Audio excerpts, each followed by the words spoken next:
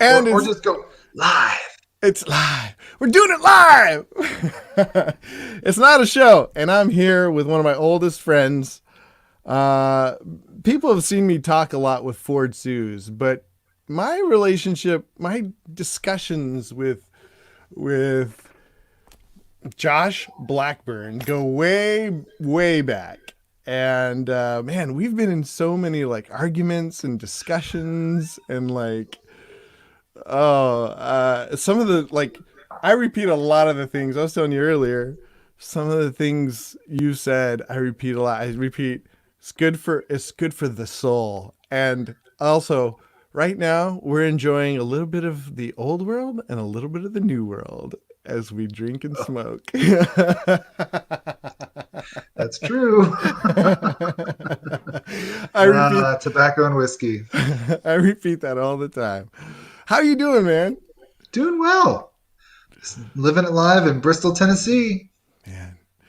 So how is, I don't know how much you want to talk about or how much, I want to talk a little bit more about politics that are bothering me, but I mean COVID is on everybody's mind. How are you dealing with that? Is everything, how is it okay with you? And I know you're like a director of a mental health facility and stuff, so Yeah, we're it's it's not really impacted me too much, um, other than shifts in at work. mhm. Um, but at the same time, I don't know. I guess I'm kind of a flexible guy. The older I've gotten, the more I'm like, man, let's just go with the flow. Yeah. Like let's be honest and just admit that most days we're just making it up. So this is just another situation where we're just trying to make it up. Uh, Yeah, but that's what I respect about you. You've never really been like anybody to be real driven by any particular dogma or ideology. uh, no, I've never. I I don't mean, know. I guess like in one particular camp, you've always sort of wanted to be a little outside of either camp. yeah. I'm a bit of a yeah. I do like to try to make peace. I suppose I'm a little erratic, or I try to be. Yeah, but no, I mean, like everyone's staying at home, and Yeah, we're social distancing, and yeah. the last couple of weeks have just been getting all the therapists, be able to work online, Yeah. so they can just flexing with the circumstances. I mean, it is sort of it's wonderful that nowadays I've been able to, with some of my clients that I don't think they're as comfortable with meeting face to face. Although I would be okay with it, and maybe I shouldn't be. Maybe I should be a little bit more social distancing. But I feel like it's really important for them to have social contact, still meet and stuff like that. It's been great to just get on like this and be like, hey, let's do a podcast. Let's do your own podcast, or let's just talk. Let's just Yeah, check in. Let's do personal stuff without any broadcasting or anything. Just let's just talk, and it feels more. It feels better than a phone call. in debt. Yes, this is definitely better than a phone call. Mm. And I'm pretty bad about the phone anymore. Dude, nobody's as bad as me. I think I still have on, like, it's a message on, I think it's on LinkedIn from you. It says, call anytime. And I said, okay, I'll call in a little bit. And that was like, I think that was 8 years ago, maybe 10 years ago. It And just makes me wonder. I just called like 2 days ago. So that's how long it took. But I mean, we're here, and that's all that That's matters. true. Though I Well, do wonder how long that's been. okay, so Dora was born, my second born. So Annalise was 2. She's 12 now. It was 10 years ago. Wow. 10 years ago, I said, I'll call you in a minute I'll call you one or day, something man. like that. Call you soon.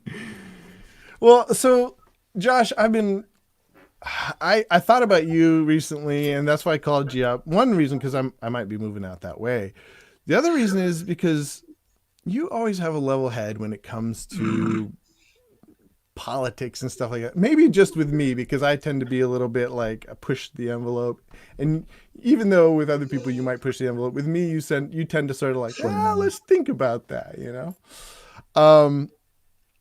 So lately I've been getting really frustrated with like people accusing me of being like too far on the right, but then I feel like the nation is just really subdivided. You mentioned earlier before we got on about like what did you call it, a powder keg? Powder keg. It feels like a powder keg. I feel like there's certain people I just can't talk to. They just make me so mad. Well, yeah, they make you mad and they get mad. I mean, Yeah. this is how I know it's powder keg. Okay. When you have a violent left. A violent left. Ooh. What do you mean by that? Well, Antifa and those kinds of movements, right? Yeah. You know, the people on the right have to just kind of own up to the fact that the right is not afraid to use violence. That's true. Never has. That's true. But when the left, when the flower children are willing to whip somebody's behind, that's a powder keg. Because now you got like, you want to do and it just escalates, right? Yeah. That's why I think of a powder keg. And then the civil discourse in this country, we don't know how to do civil discourse anymore. And I'm not sure if that's just part of the medium, right? Because of like social media and stuff? Well, I mean, think about Twitter. You know, if you have 140, if you have 144 characters to explain a complicated subject, it doesn't allow for discourse. Like, it doesn't allow for nuance, right? No nuance. Clickbait, and it's just I don't know. Yeah. Not a lot of room for subtleties. Yeah. But you said something when we were on the phone the other day that really was interesting to me, because it's something I struggle with. It's like being in the helping field, and yet also being you're part of as part of your Eastern Orthodox, right? Yep. And I mentioned I think that I don't think you can get as unprogressive as Eastern Orthodox, right? It's like unchanging. We're about as unprogressive as you get, in some respects. I mean, it's an interesting field to be an Orthodox Christian on the one hand, with a solid foot in the mental health and helping professions that are very progressively charged, not just from a political but an ideological perspective. And it's what's really funny is when I'll encounter, like, I've got a couple that work for me that are, believe it or not, conservative licensed clinical social workers. Get out. No, for real. You're talking about a unicorn over there. I've got two. And actually, I'm not licensed, so yeah. But they're fun because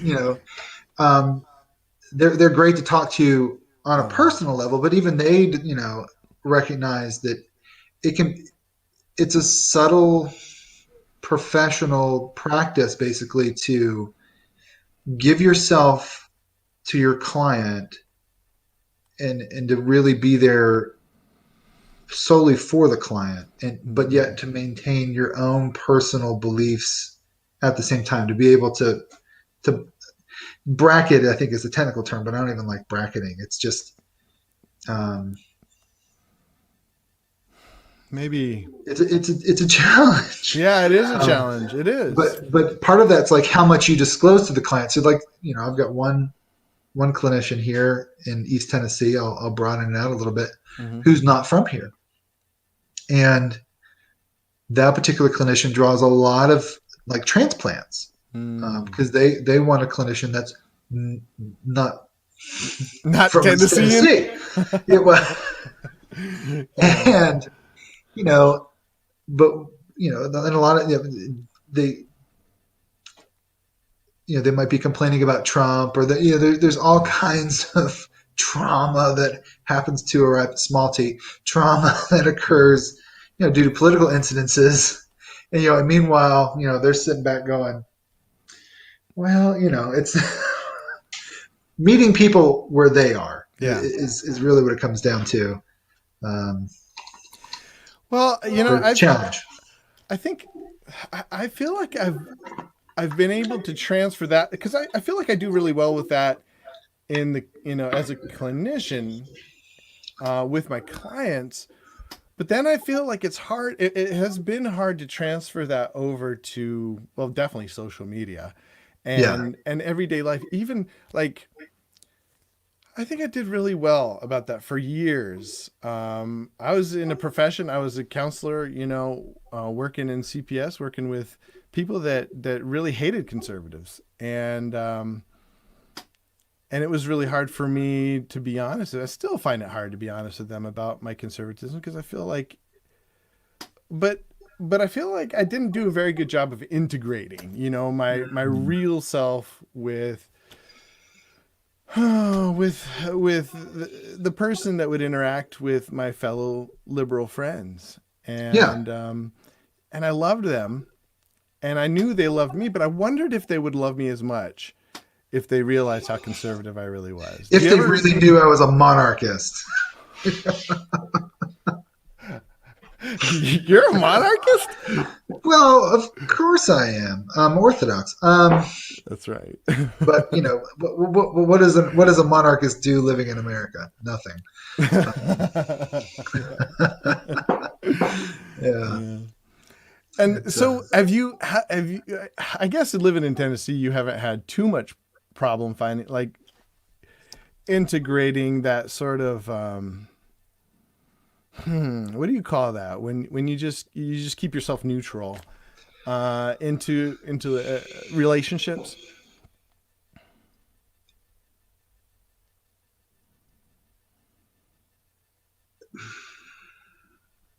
yeah. That's a good question. I'm not sure about neutrality necessarily as it is any more. The older I get, the more I have a deeper appreciation for wonder and curiosity as being Mm. the cure for getting bent out of shape. Yeah. um, because people believe things for a reason, Yeah. and oftentimes those reasons are deeply emotional and not necessarily cognitive. But the difficult thing is that the only way we really kind of meet one another is in dialogue, Yeah. which means I've got to just kind of keep an open mind and be curious and wonder, well, what is it about my neighbor or my friend that's something that's an important belief to them. Mm. What led them to believe that. Um, and that does require a little bit of humility on my part because it opens up the door just even a crack that Yeah. maybe I haven't gotten it all figured out. um, Absolutely. so yeah, I'm not sure if it, to me it's not so much neutrality as more of an active listening stance where Mm.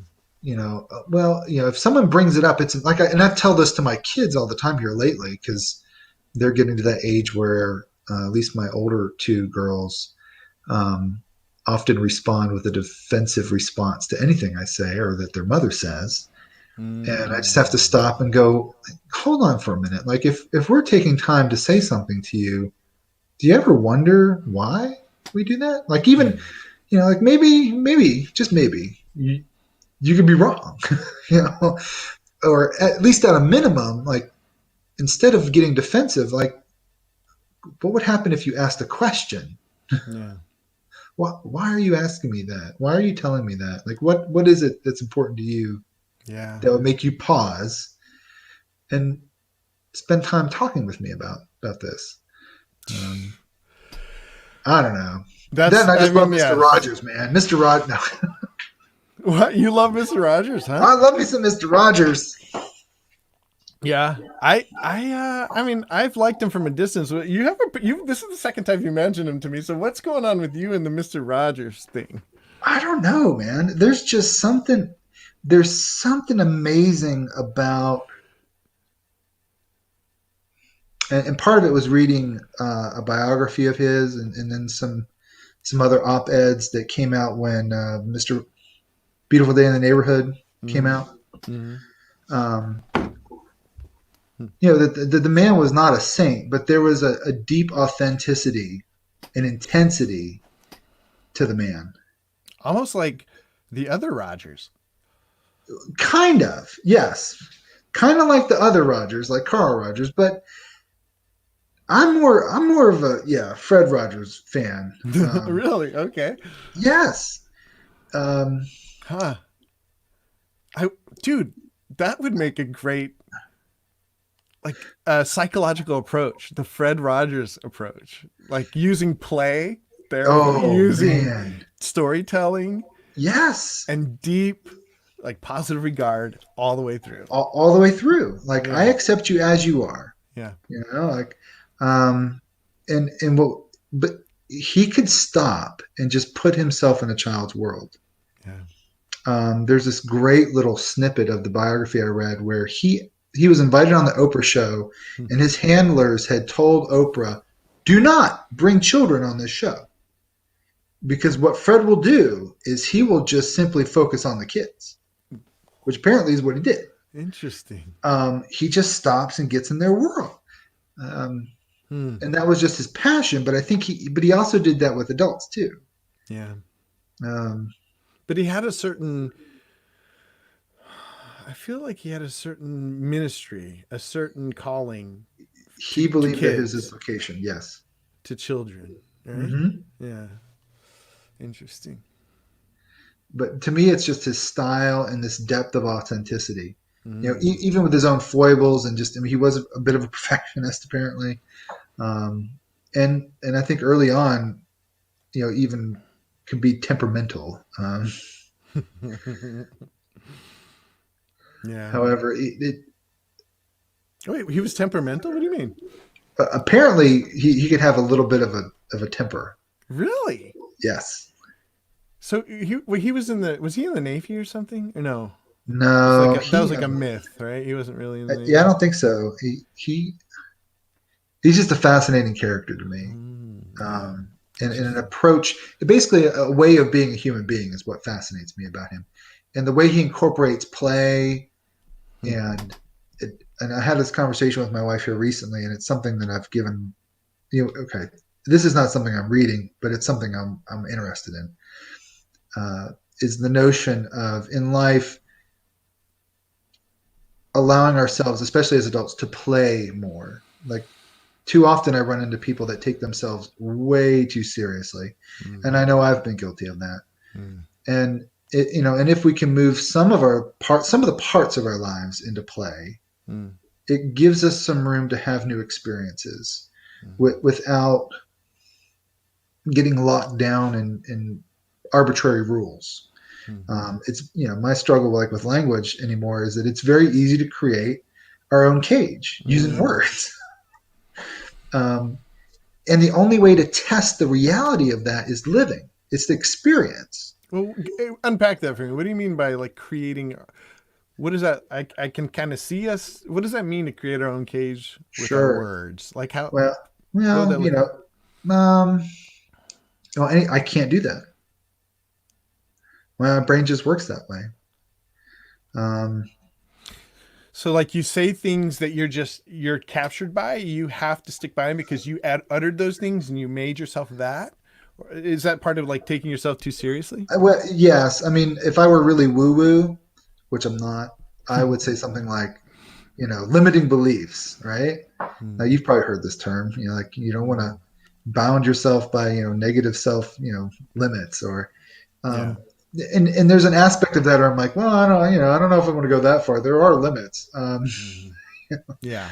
But on the other hand, we can use language to create boundaries that that aren't helpful. Mm. Um, or especially when we make evaluations of other people, well, I don't think that they're able to do that.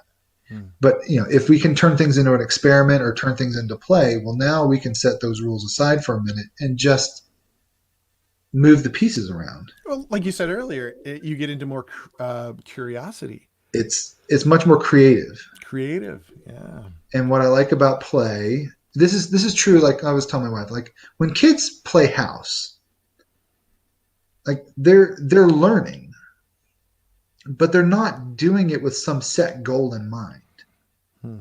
Um, and the other way I like to another way to get kind of out of that normal like rule driven way of thinking is in my mind and I've told this to clients is like, well, how about we just turn this into an experiment? Hmm. You think you can't do or can't, whatever, fill in the blank, whatever the behavior is, Hmm. give it a try. And what I like about experiments is this: it gives yourself permission to fail, because the goal of the experiment isn't to succeed. The goal of the Hmm. experiment is to learn. Explore. Yeah, Yeah. that's it. I can't leave my house. I mean, I see that a lot, like with OCD clients or um, even different anything on the spectrum of anxiety Hmm. disorders. Hmm. Um, and it's Yeah. anytime, and even depressive stuff where, well, that's not going to work. Well, it's really easy to say it's never going to get better and that's not going to work, which is just a verbal rule. Um, Hmm. but experience is what trumps that. But you have to have enough permission to fail, enough permission to try. To restructure the environment to where it feels a little bit more comfortable or at least safe. So I'll throw this one in here. It's kind of fun. Like, and this is I've confirmed this with not just with lots of clinicians, and that's Hmm. there are a lot of women that struggle with anxiety in their 20s and 30s, Hmm. and oftentimes by their late 30s or 40s, it just lifts Hmm. because just solely by experience. Interesting. Now, that's not Huh. always the case with everybody, but there's a significant number of people that anxiety gets so locked up in our ways of thinking. Hmm. Um, Well, I've noticed that in my own life, and in both me and my wife, like we were just so anxious when we had our first child. Like I remember literally, I don't know, you probably had similar experience, yeah. but like Yes. Annalise she was just, we were taking her back from the hospital. I tell this story a lot, but she's in the back seat and her neck is like this, and like I had to stop every like 10 miles. I was already going super slow, and I had to stop every 10 miles and like make sure that she hadn't broke her neck. Yeah. It's like I had so much anxiety. But then by the Yeah. time the twins came along, I was just like throwing them in the back seat. Let's go. Yeah. The first one comes along. You're like, should we call the doctor? Yeah. Should we just take her to the doctor right now? Yeah. Yeah, and then by the time you get to third or fourth kid, you're like, they're fine. Yeah. You hear a Yeah. thunk. Well, they'll walk it off. Yeah. And so I think that's a pretty classic example of people just that exposure, Yep. helping to alleviate anxiety. Hmm. Exploration, though, there's nothing better than so play as exploration, because it's more than exploration. Play is exploration plus fun, right? Yep. It's like plus goofiness, plus just it's even more exploration because you're exploring yourself. You're not like sometimes I think of exploration as like, like you have a goal in mind, right? Like an explorer is trying to find and conquer or whatever. But play is more than that in the sense that the end there, like you said, you can't fail because the goal is just have fun, It's just to try something new. try something new. Yeah. Yeah.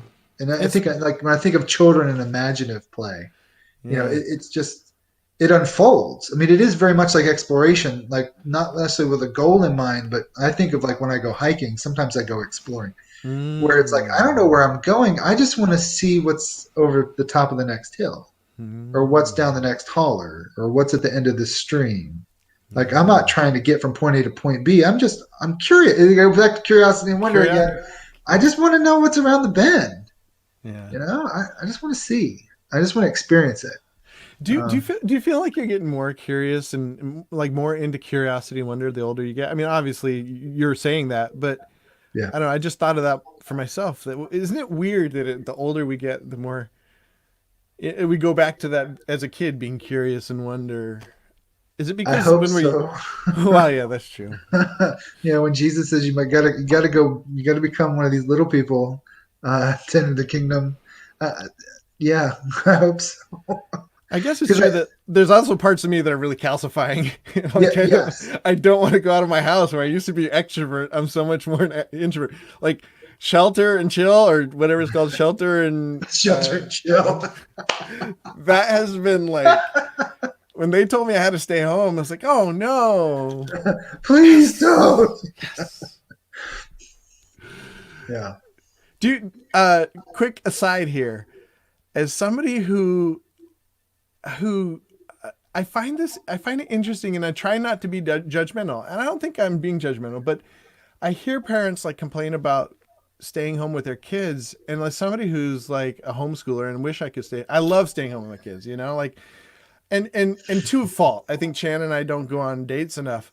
We don't get out on our own enough because we just really enjoy being with. We actually we don't go to sleep early. We don't get our kids to sleep enough because we enjoy playing with them and being with them and doing stuff with them. But I hear parents say like, man, it's been really tough being with the kids. And like, I'm like, there's part of me that wonders, am I sick?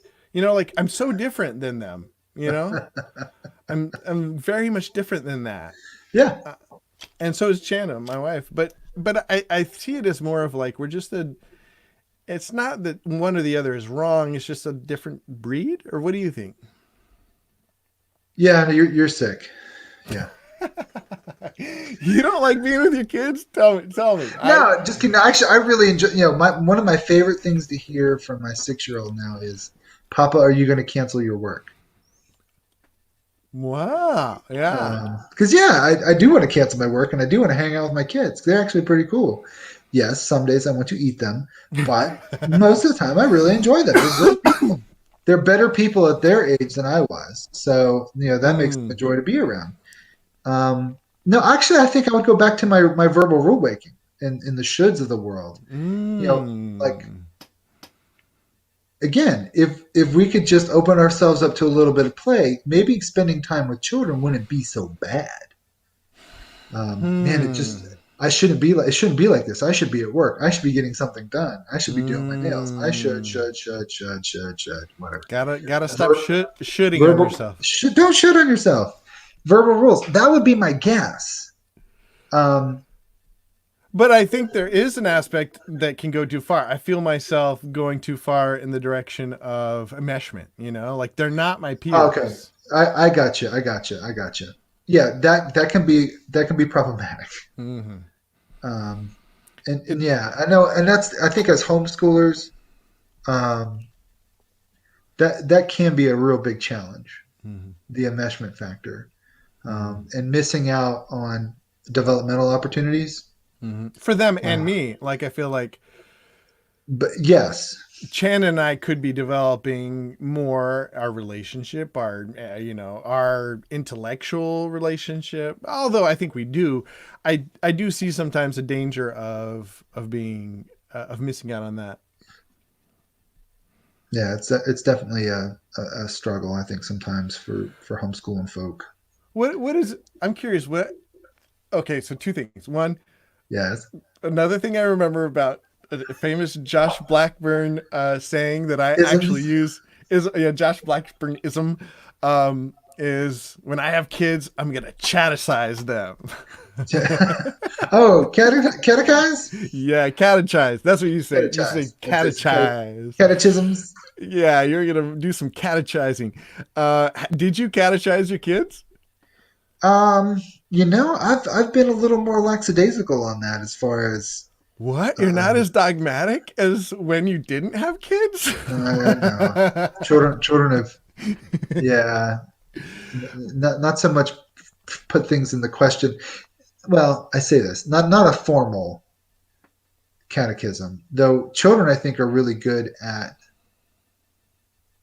setting up the form of the question and answer form. Mm. Papa, what is the deal? Okay, Hmm. let's sit down. Let's try to explain this. Yeah. Um, so I've kind of maybe leaned a little bit too much on letting them lead the show sometimes. Uh-oh. Uh, What? little mea culpa confession right there. Well, you said that so much and it stuck in my head because the word catechize was like kind of a weird word anyways, and it helped me like in church and stuff. I wanted to be a part. We were part of the cat, now I can Catechesis. catechesis for Cate- developing our kids for baptism and stuff like that, and I wanted to be a part of that. A lot of it was because of your passion for catechesis. Well, I'm glad to spread a little passion in the world. And the Have other I thing is, followed through? oh well, Yeah.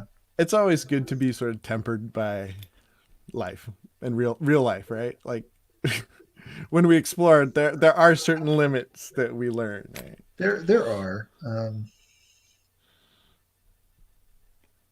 Well, Yeah, and maybe about the time that I was probably using that language. oh yeah, you were also very strong. Oh yeah, you were very strongly reformed back then. That may have been in the pre-Orthodox days. Yeah, it was. That was the Presbyterian days, I think. Weren't you The Presbyterian? Presbo days. Yeah, probably. Yeah, that's there was a heavy emphasis on catechesis in the Yeah, Westminster Confession and the yeah. Shorter Catechism, and there's some truth that if you teach your children to memorize those things, it gets stuck in their brain. Yeah. But I think one of the things that probably took me away from that particular form of education Mm-hmm. is frankly just how formative the liturgy is. Mm-hmm. Um, there's a different rhythm and a different focus. That's not the word I'm looking for.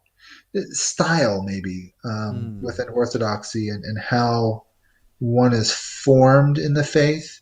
Mm. Um, at least for Orthodox children, there's an assumption that you're just Christians, and Yeah. that starts from day one, at least from the day one that when you're baptized and chrismated, and Mm. you're communing from as long as you can remember. Like you have been in the body of Christ from the get go, Mm. um, which creates a bit of a I don't know. It's a different culture. But like the idea of like entering a stream. Yeah, I mean, I think with an Orthodoxy, at least for children that grew up Orthodox, there's this notion that you never knew anything else, so there wasn't like a Mm. preparation to get into the stream. Mm-hmm.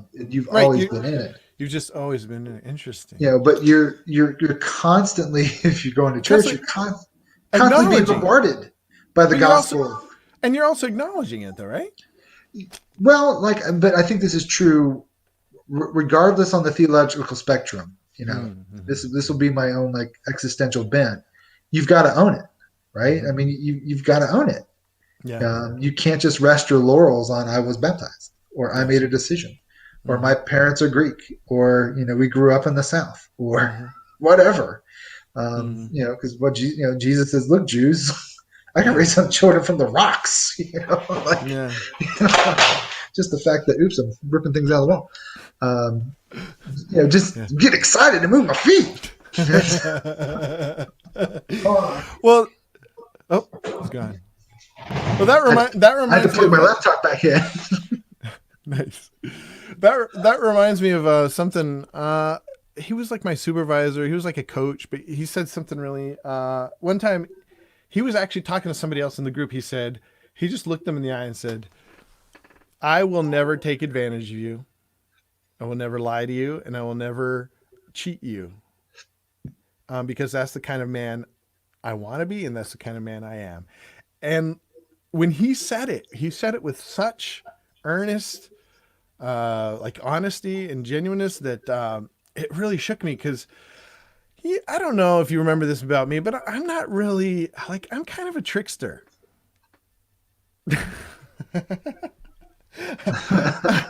I want Judah, Loki, Buddha. I, I want to be more like that, especially as I get older. I want to be more of that kind of guy that can just say that with just declare it, you know? And like you're Yeah. saying, like an acknowledgement, because when he said that, and I asked him about it later, and he said kind of what you're talking about. He said, by saying that, I entered the stream of every other man that has committed to that before me. And he said it's like I acknowledged it, and I owned it by saying it, and I try to say it as often as possible. And I was like, man, how helpful that would be if I started doing that more. And so I've tried to do stuff like that more, but I need to do it more, Yeah, that honestly. sounds wise.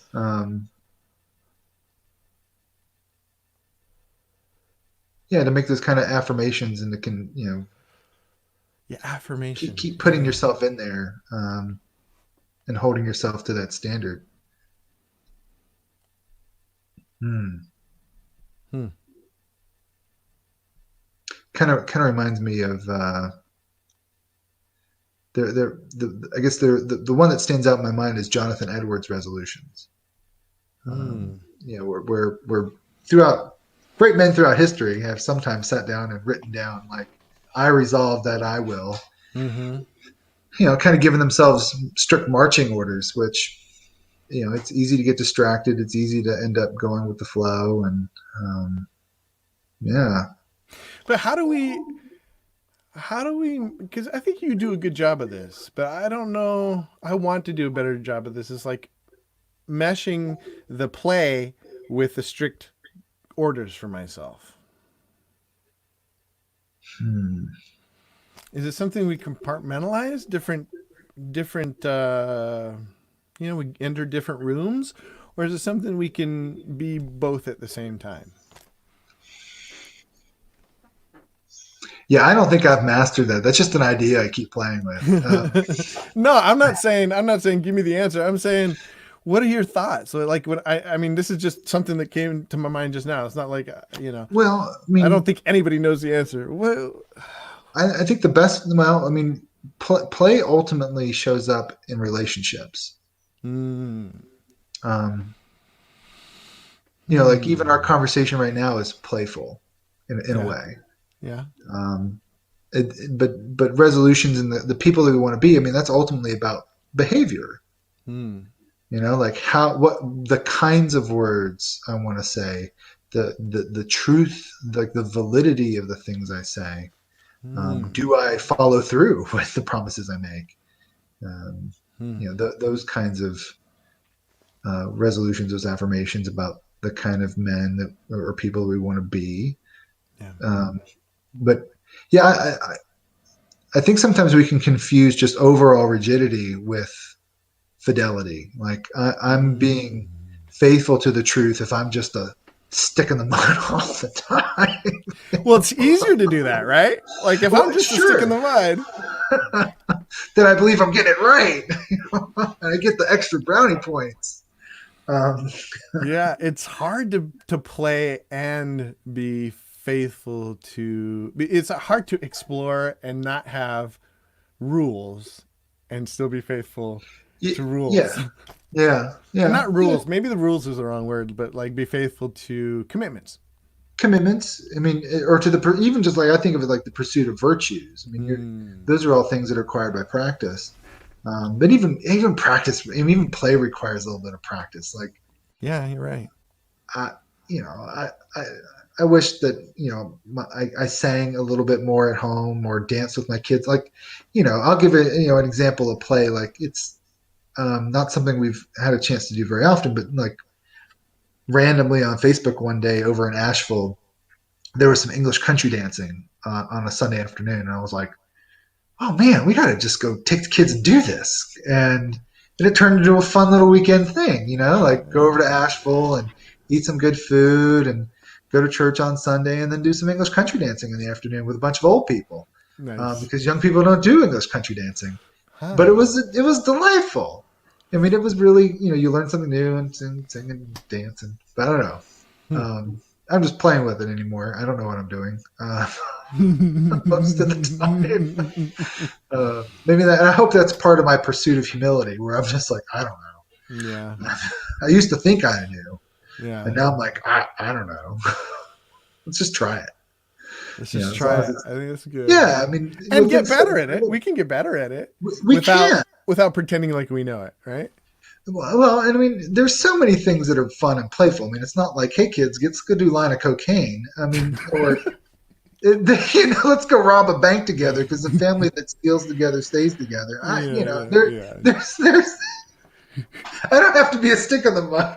Right. I don't Yeah. have to be. I'm square, but I'm not like really tight square, tight down. Yeah. Yeah, we can find some fun things to do. Yeah. Um, Oh man. like go fishing.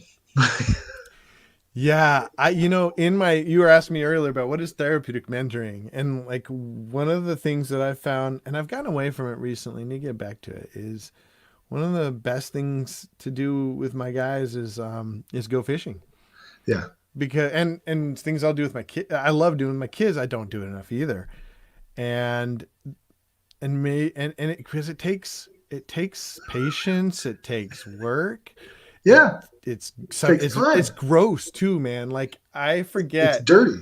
It's very dirty, and sometimes even if we don't catch a fish, the worms stink, man. The worm poop gets under Yeah. my nails. Yeah, or I like to use those little power baits that smell like they're fake Oh, yeah, salmon eggs. Oh yeah, they're nasty. they're You know, nasty. yeah, they're nasty. But even my kids are like, when are we going fishing? And I'm like, yeah, when I go get a fishing license. And then I have to look at them Yeah. and go, yeah, I've been saying that for a year now. Mm.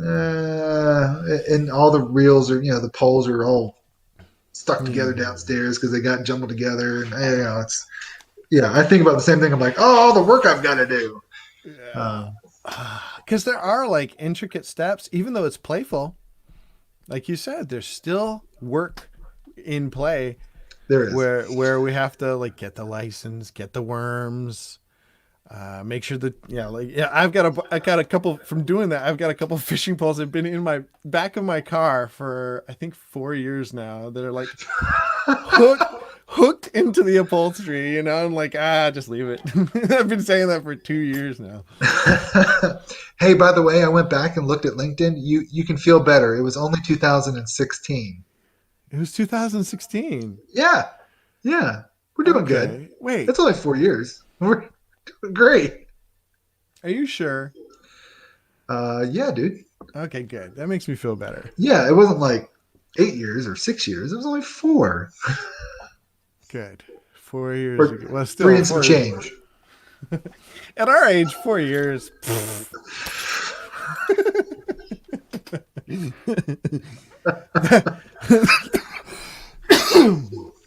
We know 4 years is like 2 kids ago. You know, it flies by. Yeah. Yeah, it does. Well, dude, it's been really good getting to reconnect with you. Speaking of my kids, I got apparently, have you seen the show Alone? Have you heard of the show Alone? Um, is It's is this one of something. those survival shows? Yeah. Okay. It's something you might get into. I could see you getting into, but it's fascinating. We've gotten really into it, and the new season's out tonight, and they're begging me to come home, sending me texts, come home. I Yeah. want to watch it. Something we watch together. It's about like it. My wife said she's never seen so many men cry in her whole life Oh, because yeah. I saw the first episode or first season. season. Okay, yeah, it's a Oh, good and I season. loved it. I loved it because I love Yeah. watching these guys crack within 3 days. Like, oh, it's scary. But see, I'll be honest with you. That first season, the guy from Georgia that won. Yeah. Spoiler alert. Well, oh yeah, if you haven't seen it, the first season, he was almost silly sometimes. He would sing. He Yeah. was playful with himself, Yep.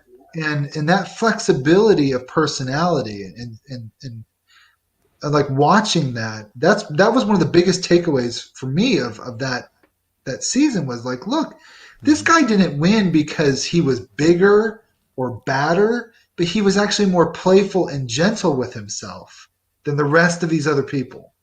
Yeah. um, He was. Yeah, that's a good point. Is he? Yeah, he you was the should one who made up the song, right? Like I he forget had what it it was. was, he had all kinds of silly songs, and he would quote poems to himself. Yeah, yeah. But that was what allowed him to win. Yeah, It it's wasn't true. because he, I mean, it's because it was his mental state. Yeah. Yeah, the physical, and that's what was interesting to me is how important, like the fact that it's called alone is very good. How hard it can be to be alone. Even the people that, they could get through the hunger, they could get through the fear. It was being alone with Yep. yourself that was so Yep. hard. And I can imagine that would be hard for me too. Yep. Well, I gotta get back to my kids, but dude, so I've been having conversations about comedy with Joseph Rhodes and conversations about geez, all kinds of